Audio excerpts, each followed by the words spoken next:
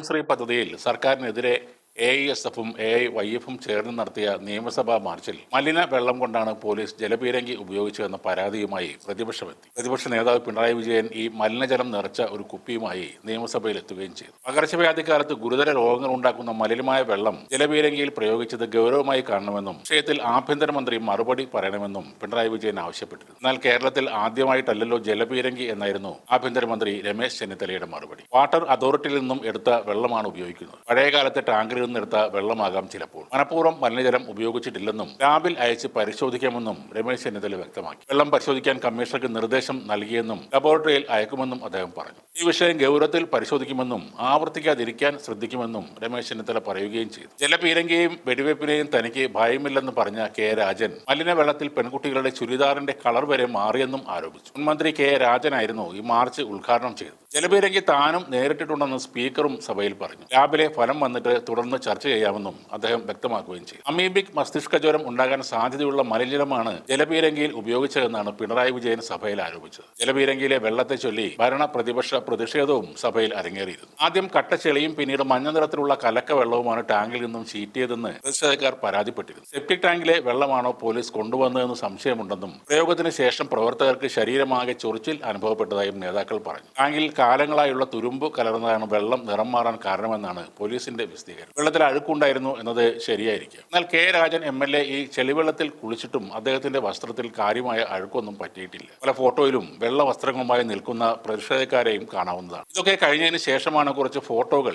Social മീഡിയയിൽ പ്രത്യക്ഷപ്പെടുന്നത്. അതിൽ ഒരെണ്ണം ഈ ജലപീരങ്കിയിൽ നിന്നും വന്ന വെള്ളം ശേഖരിക്കുന്ന ഒരു യുവ സഖാവിൻ്റെതാണ്. അദ്ദേഹം ഈ വെള്ളം റോഡിൽ കെട്ടിക്കിടക്കുന്നതിൽ നിന്നും കോരിയെടുത്ത് ഒരു കുപ്പിയിൽ ആക്കുകയാണ്. അടുത്ത ഫോട്ടോയിൽ കാണുന്നത് ഈ സഖാവ് നൽകിയ മാലിന്യമുള്ള വെള്ളം ശേഖരിച്ച കുപ്പിയുമായി വരുന്ന മുൻ മന്ത്രി കെ രാജൻ MLA ആണ്. ഈ കുപ്പിയാണ് പ്രതിപക്ഷ നേതാവ് ശ്രീ പിണറായി വിജയൻ സഭയിൽ ഉയർത്തി കാണിക്കുന്നത്. റോഡിൽ കെട്ടിക്കിടന്ന ആ വെള്ളമാണ് പരിശോധനയ്ക്ക് അയക്കുന്നതെങ്കിൽ അതിന്റെ റിസൾട്ട് നോക്കിയിരുന്നിട്ട് യാതൊരു കാര്യവുമില്ല. അത് 100% മലിനവും രോഗാണുകൾ നിറഞ്ഞതുമായിരിക്കും. എന്നാലും ശ്രീ പിണറായി വിജയൻ കാര്യങ്ങൾ അറിയാതെയാണോ ആ കുപ്പി സഭയിൽ ഉയർത്തി കാണിച്ചതെന്നൊരു സംശയം ബാക്കിയാവുകയാണ്. ജലപീരങ്കിയിലെ വെള്ളം ടെസ്റ്റ് ചെയ്യണമെങ്കിൽ അത് നേരിട്ട് ശേഖരിക്കണം. അല്ലെങ്കിൽ അടിയന്തരമായ ടാങ്കറിൽ നിന്നും വെള്ളം എടുത്ത് പരിശോധിക്കുകയാണ് വേണ്ടത്. കേരളത്തിലെ ഒരു റോഡിൽ വീണ് കിടക്കുന്ന വെള്ളം അഴുക്ക് നിറഞ്ഞതായിരിക്കുമെന്ന് അറിയാൻ പാടില്ലാത്ത ആളൊന്നുമല്ല ശ്രീ പിണറായി വിജയൻ. അങ്ങനെയുള്ള വെള്ളമാണ് അദ്ദേഹം സഭയിൽ ഉയർത്തി കാണിച്ചതെങ്കിൽ അത് തെറ്റ് തന്നെയാണ്.